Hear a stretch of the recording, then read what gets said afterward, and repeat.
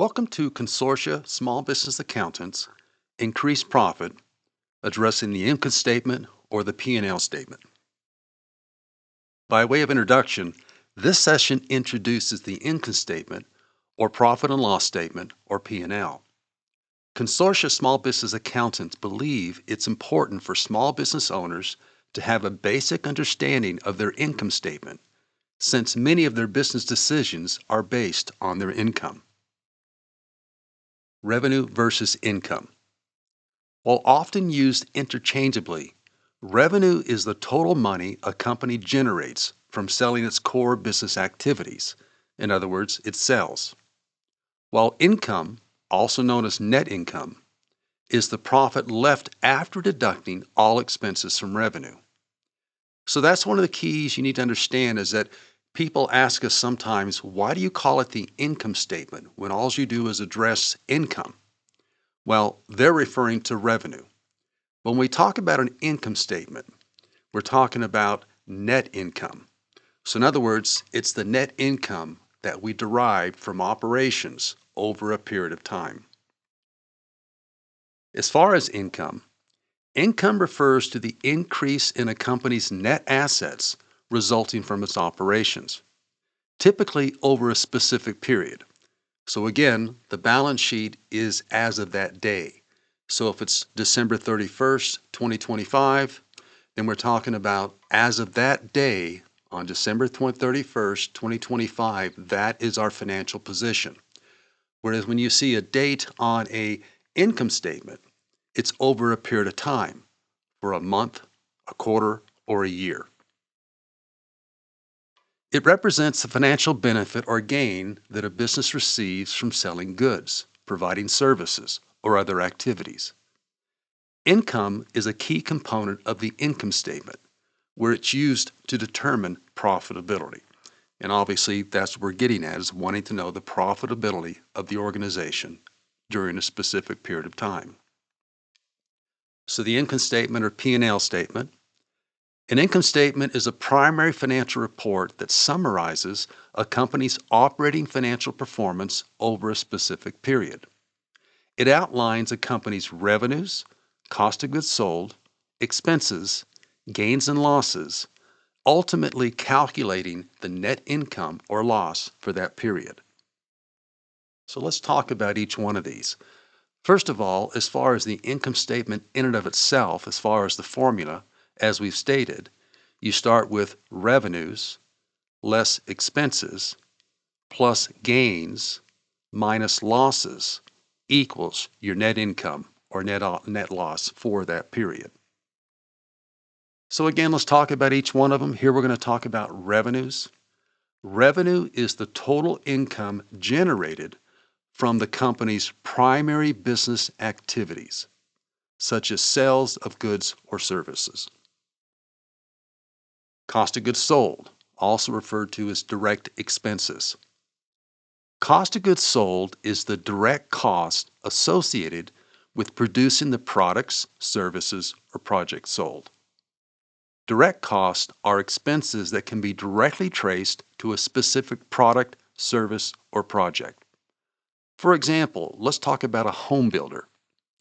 So when a home builder most oftentimes builds multiple homes during the year, they just don't accumulate all the revenue, all the expenses. So overall for the year, what was my profit? What was my loss? What they want to know is how much money they made from each home they built. So let's say, for example, they built 12 homes during the year.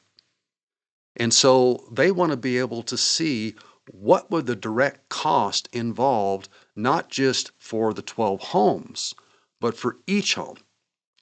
So first of all, in my example, a direct cost would be actual materials for that home, actual labor for that home. And again, in my example for 12, for each one of those homes. And so that's the key.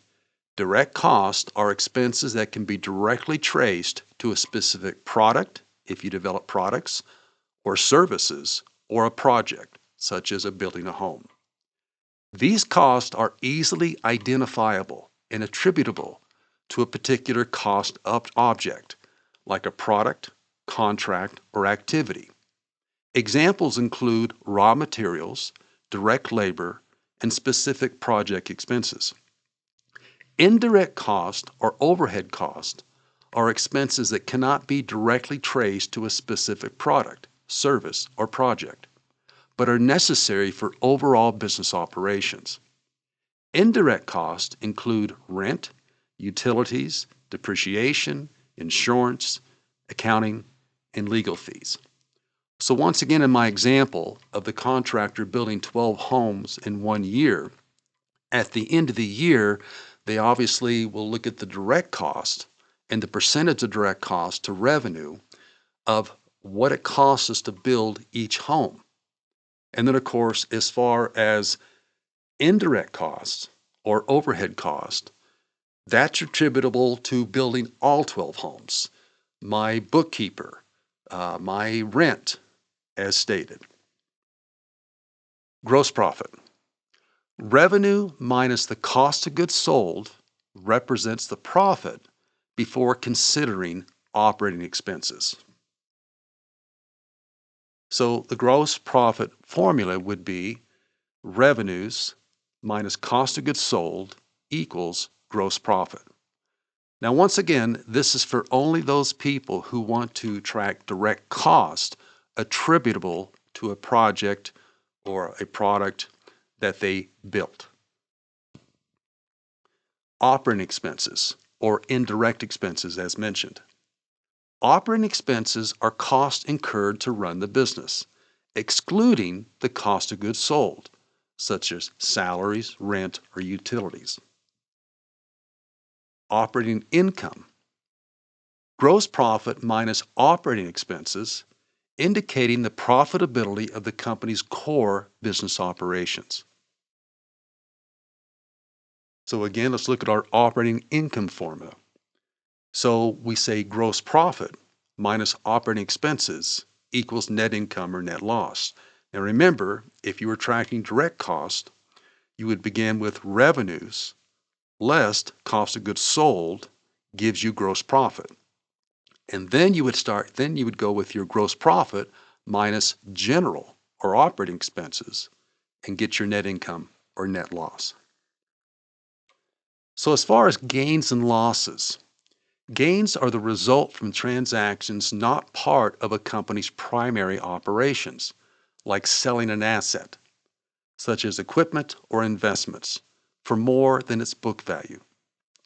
Losses are the result from transactions not part of a company's primary operations, like selling an asset, such as equipment or investments, for less than the book value. So say, for example, again, say I'm a contractor, say I have a backhoe, and let's just say the backhoe cost $100,000. And so I'd had it for 5 years, so let's say, for example, I depreciated $30,000 of the $100,000 cost. So the book value would be the $100,000 cost of the backhoe less the $30,000 of depreciation, which would give me a book value of $70,000. And so then if I went and sold it above $70,000, say for example $80,000, it would be a gain of $10,000. If I sold it for $60,000, $10,000 less than book value, it would be a loss of $10,000. Now, by the way, gains and losses come and go.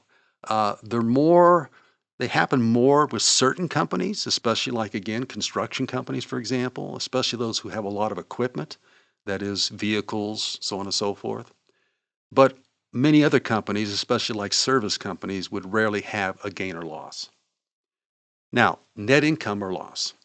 That's the final profit or loss after all expenses have been deducted from revenue. So in essence, again, we talk about the income statement. This is what we're talking about, the statement that tells us our net income or our net loss. So the income statement, putting all that together then, again for the year ended December 31st, 2025. So notice we say for the year ended. So the period then would be the year. It could also say for the month ended January 31st, 2025. It could say for the quarter ended March 31st, 2025. So again, the period depends on, of course, the title to the income statement. So again, the formula is revenues less cost of goods sold, if we have cost of goods sold, equals gross profit. And then gross profit less operating expenses equals operating income. And then if we happen to have a loss on a sale of equipment, less the loss equals net income or loss. Net income or loss effect on a balance sheet. The income statement's net income or loss for the period shows up on the balance sheet as current year earnings.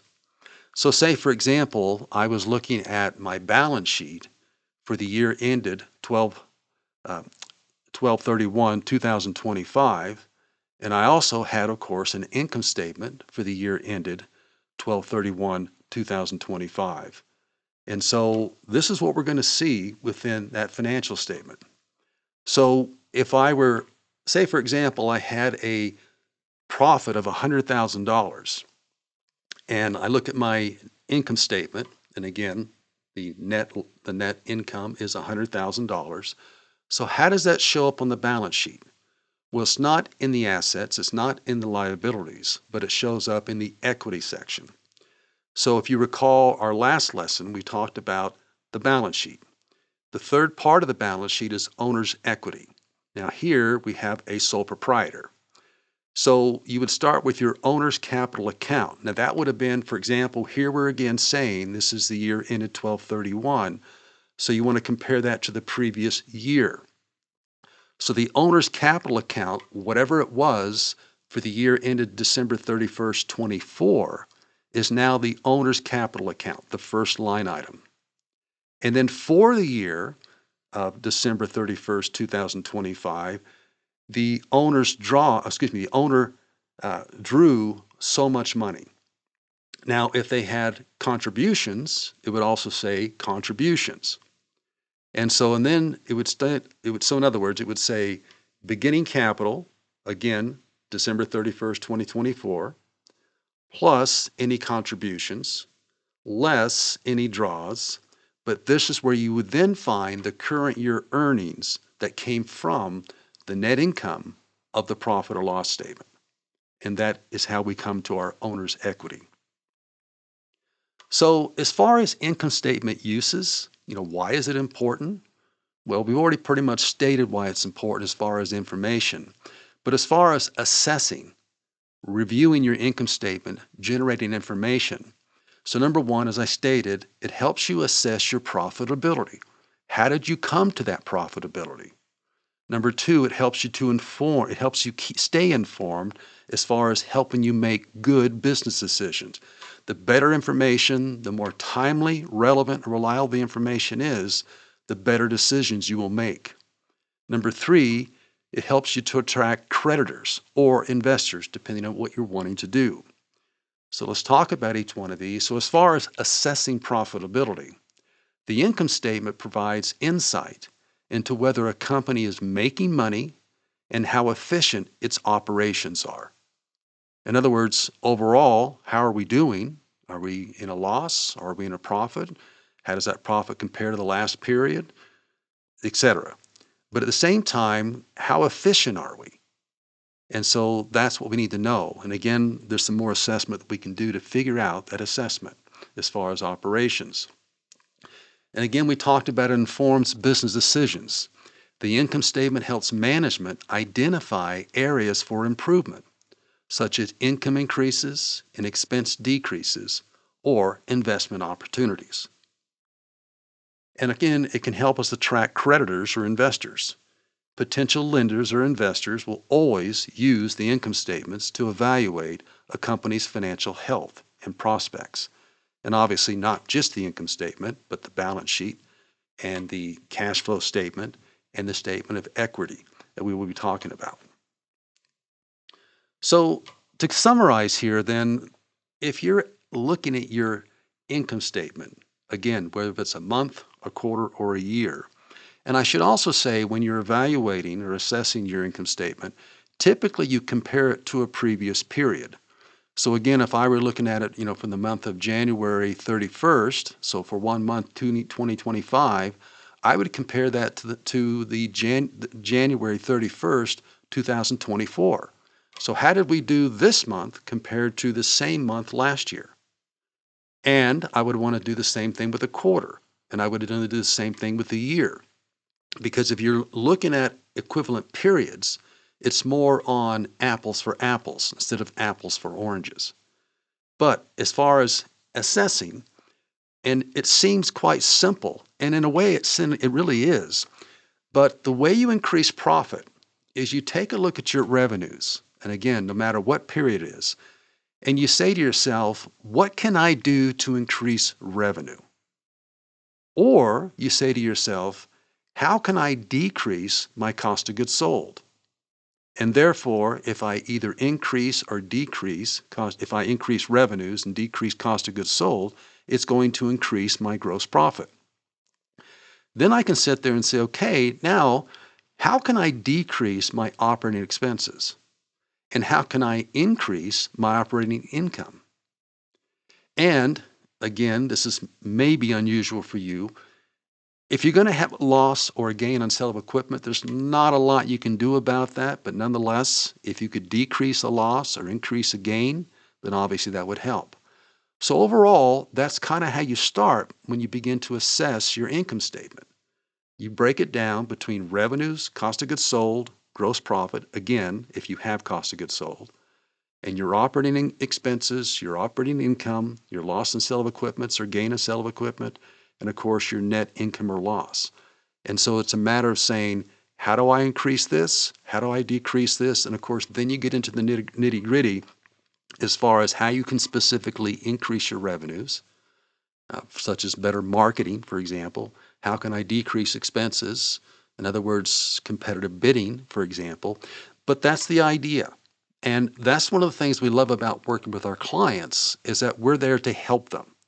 We're there to help them increase profit and take a look at the financials and see if there are areas where we can increase or decrease so that we can overall increase the net income. So that's the income statement. Again, brief. We don't expect you to be an expert, but we do think you should know the basics of an income statement. And so we've addressed, of course, the statement of financial position or the balance sheet. And so, of course, next time we'll talk about the statement of cash flows and, of course, how we increase cash flow. And then we're still going to talk about the statement of owner's equity, statement of how do we increase our owner's equity. Thank you very much. We'll talk again. Have a good day.